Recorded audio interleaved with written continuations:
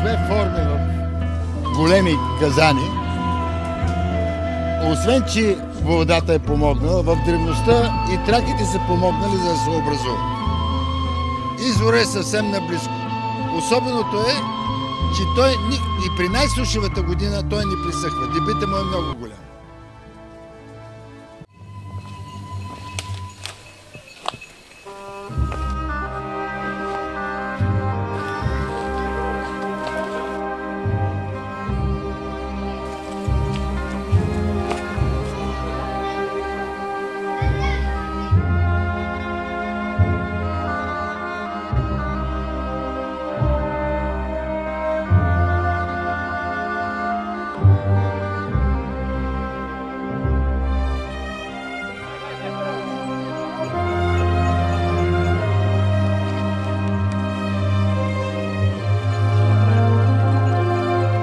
Заслужаваше ли се?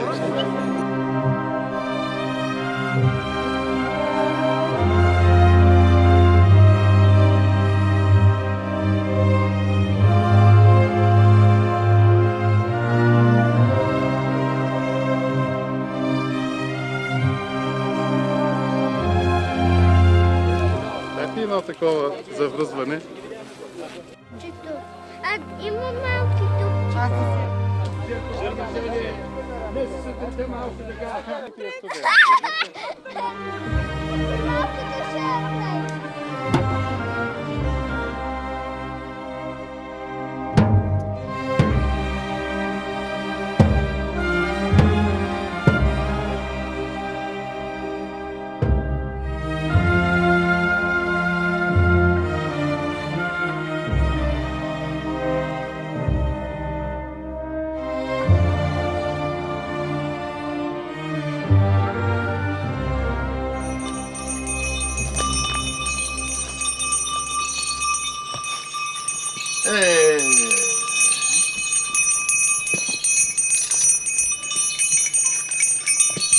Слава! Слава! Основната ни цел е да възпроизведем тракийския начин за получаване на мазгата, от която се създава прочутото тракийско вино. Над 30 вида тракийски вина. Гърците говорят за него. И обвиняват траките, че били пияници, а пък го купуват виното. И до ден днешен го купуват и ще продължават да го купуват. Защото умеем да правим вино, защото го правим с любов, правим го с помощта на боговете. Ние, освен петте сетива, в нашата дейност влагаме и ролята на невидимите сили. Основните тракийски божества са Арес, Дионис и Артемида. От хармонията на Арес, бога на войната, и Артемида, богинята на любовта, се ражда Дионис. Сред нас е и Орфей.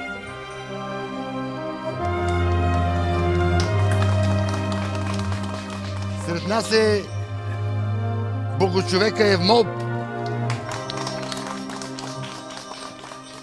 Създателя на мистериите в Делфи. Цял род е имал Евмолп. На мен ми предоставиха честта да бъда днеска цар на траките и тъй като тракийските владетели едновременно са били и жреци, затова изпълнявам този ритуал.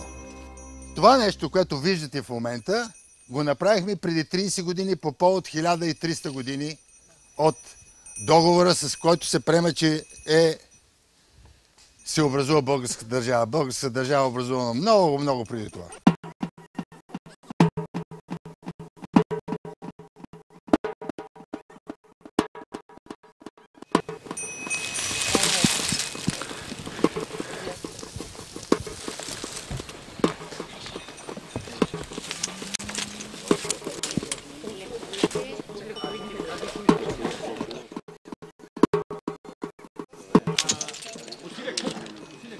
И по стар тракийски обичай се налива от новогодишното вино, за да стане още по-хубаво.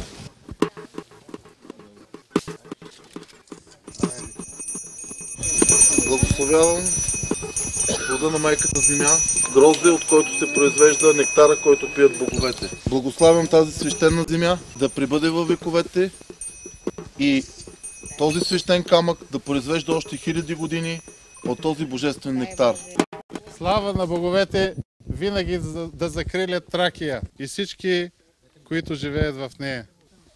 Аз скоро бех в родината на Омар Хаян, а той има едни прекрасни стихове, които се обръща към един мъртвец и му казва: когато ти умреш, ти вечно ще лежиш, ще спиш. Стани, стани да пиеш!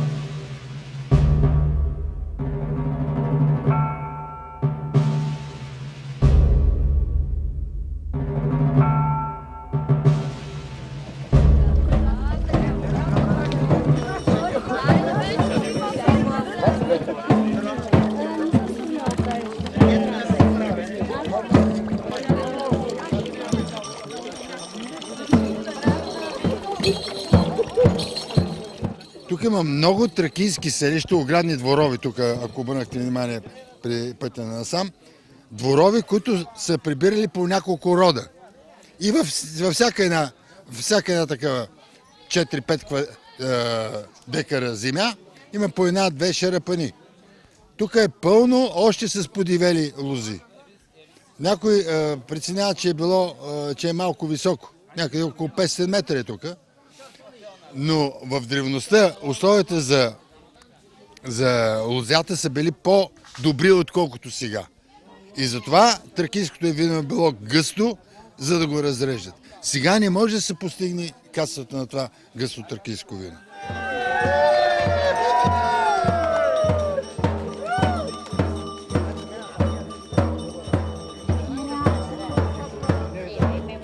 От 8 години проучваме тракийската култура в района на Рида Драгойна, което се пада най-южната част на днешната община Първомай. Всъщност от 2004 година започнахме редовни археологически разкопки на връх Драгойна, който към момента, в резултат на нашите проучвания, знаем, че е най-голямото регистрирано до момента тракийско селище, обитавано в периода от 18 до 3 век преди новата ера. Това, което сме научили до сега, е, че тук е един от регионалните центрове на тракийските племена. Точно името на племето, което е обитавало този район, все още не знаем, но се надяваме, че ще научим в следващите ни проучвания. Знаем, че районът, особено планинската част, е бил много гъсто заселен, което се различава от днешната ситуация, която основно равнината е заселена, докато планинската част е изоставена. Смятаме, че благополучието се е дължало основно на рододобив. Пред една прекрасна интерпретация, която днес беше на използването и функцията на тракийските шарапани, всъщност ние предлагаме още една, че те са използвани при рододобива.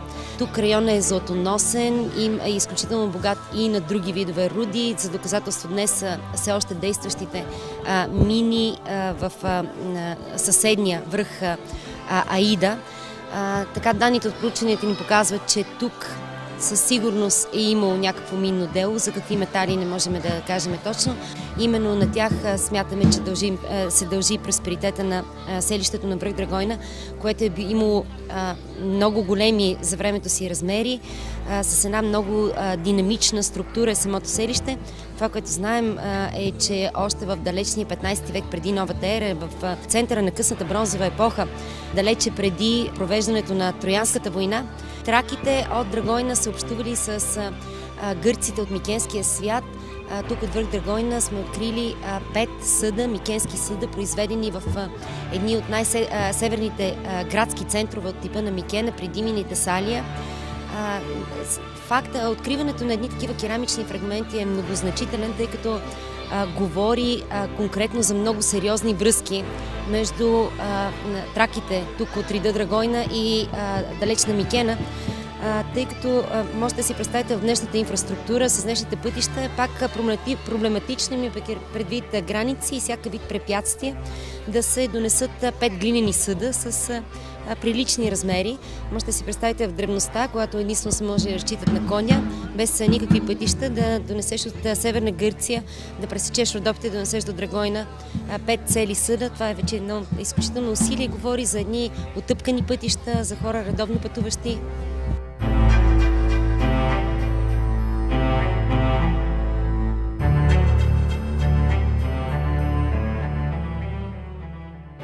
Достатъчно е човек да се разходи малко около в района, за да види културното богатство, да види културното наследство и да види в същото време до каква степен всичко е сякаш забравено.